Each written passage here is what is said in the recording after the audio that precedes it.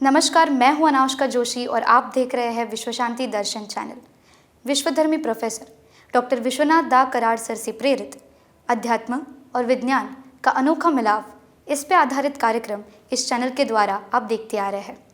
हमेशा की तरह बढ़ते हैं आज की अच्छी और सकारात्मक खबरों की ओर, लेकिन सबसे पहले आज की सुर्खियाँ। डाउन सिंड्रोम से पीड़ित बच्चे की लोगों ने की मदद। कैंसर से बचे हरि ने किया एक अनोखा आविष्कार। साउथ इंडियन पोदीज का अटलांटा तक का सफर। तमिलनाडु की औरतों को रोजगार का नया उपाय। आशा कंदारा का डिप्टी कलेक्टर बनने का सफर। एक मां ने अपने बच्चे की जिंदगी को आसान बनाने के लिए किए कठिन परिश्रम। देखते हैं कैसे। 24 साल के क्रिश्चियन बॉयर्स डाउन सिंड्रोम से पीड़ित है, पर उन्हें आम आदमी की तरह जीना पसंद करते हैं। स्कूल में उनके कई दोस्त बने जो भी उनकी तरह डाउन सिंड्रोम से पीड़ित थे, लेकिन स्कूल के बाहर कदम रखने के बाद जैसे उनकी दुनिया ही बदल गई थी। सोशल लाइफ में जीना जैसे उन्हें बहुत कठिन हो गया था। उनकी माँ डोना हर्टर अपने बेटे की ऐसी तकलीफ नहीं देख पाई। उन्होंने फेसबुक पर एक पोस्ट डाली, अगर आसपास में कोई है जो उनके बेटे के साथ खेलने आ सके, और साथ ही उन्होंने 2 घंटे के खेलने के लिए पैसे भी देने को तैयार हो गई थी। वो घबरा गई, लेकिन उनकी दोस्त ने उनको प्रोत्साहन दिया और माता पिता से सुझाव लेने को कहा। उन्होंने अपने बेटे के लिए बहुत अच्छे दोस्त ढूंढे और उनकी मदद की। आज उनका बेटा बहुत खुशी से रहता है और जिंदगी को जी रहा है। कैंसर पेशेंट्स की जिंदगी को संवारने के लिए बनाया एक वायरलेस बायोसेंसर। देखते हैं ये आविष्कार। हरि सुब्रमण्यम 2010 में मंदिर गए थे श्रीलंका में एक वर्क ट्रिप के लिए। तब वो नीचे झुके और उन्हें वापस उठने में तकलीफ हो रही थी। उन्हें बाद में पता चला कि उनके राइट शोल्डर के नीचे एक लंप है। अगले कुछ महीने उन्हें हॉस्पिटल में बिताए। बहुत सी टेस्ट से गुजरने के बाद उन्हें पता चला कि उन्हें स्टेज 4 कैंसर है। सिर्फ 50-50% उनके जीने की संभावना थी। बहुत से ट्रीटमेंट से गुजरने के दौरान उन्होंने देखा कि एक कैंसर पेशेंट्स को कितनी तकलीफ से गुजरना पड़ता है। बहुत सारी रिपोर्ट्स निकाल के उन्हें एक साथ एक जगह कैसे ला सकते हैं, ये उन्होंने सोचने का ठाना। बायोसेंसर टेक्नोलॉजी की मदद से उन्होंने एक वायरलेस डिवाइस बनाया जो पेशेंट से वाइटल्स पिक करके चिप में प्रोसेस करके उस डेटा को एक्शनेबल डेटा में ट्रांसलेट करेगा और इससे पेशेंट्स को ठीक करने में डॉक्टर की सहायता होगी। हैदराबाद की पोदी का बनाया एक अनोखा ब्रांड। देखते हैं कैसा है ये। पोदी यह साउथ इंडिया की एक प्रसिद्ध डिश है जो हर घर में बनती है।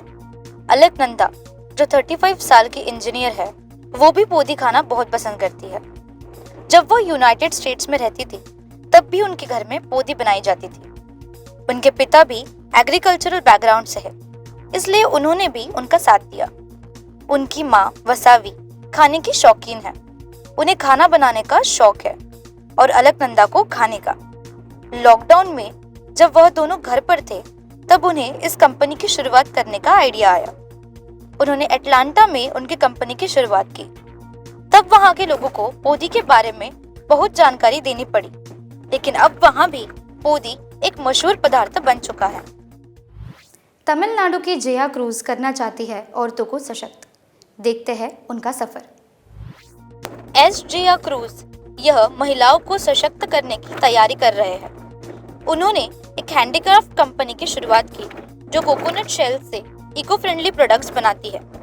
फिलहाल 25 औरतें जो लो इनकम ग्रुप से है उनकी नौकरी दे रही है। पहले वह उन्हें ट्रेन करती है और ट्रेन करके कोकोनट की शेल से प्रोडक्ट्स बनाती है, जैसे टी कप्स, इयररिंग्स, बॉक्सेस और बहुत कुछ। इसकी प्रेरणा उन्हें उनके दादाजी से मिली थी जो उन्हें क्राफ्ट बनाना सिखाते थे। 16 साल की उम्र में जया ने एसवी हैंडीक्राफ्ट्स के नाम से एक स्टार्टअप की शुरुआत जो उनके दादाजी से प्रेरित थी। अब वह औरतों को यह सिखा रहे हैं ताकि उनकी पीढ़ी आगे बढ़े और उनकी यह कला आज दुनिया में हर तरफ मशहूर हो जाए। आशा कंदारा का सैनिटरी वर्कर से कलेक्टर बनने तक का सफर। लेते हैं इसकी पूरी जानकारी। आशा कंदारा जो 2 बच्चों की मां है, उन्हें उनके पति ने 5 साल की शादी के बाद छोड़ दिया।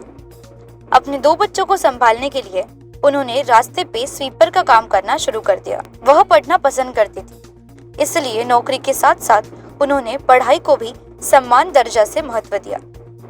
सेपरेशन के बाद उन्होंने अपना ग्रेजुएशन पूरा किया और राजस्थान एडमिनिस्ट्रेशन सर्विसेज एग्जाम की तैयारी की। इसे हासिल करने के लिए वह सुबह काम करती थी और रात को पढ़ाई करती थी। पैंडेमिक के बाद जब रिजल्ट्स आए तब उन्होंने एग्जाम क्रैक कर ली और उन्होंने अपना मुकाम हासिल कर दिया था।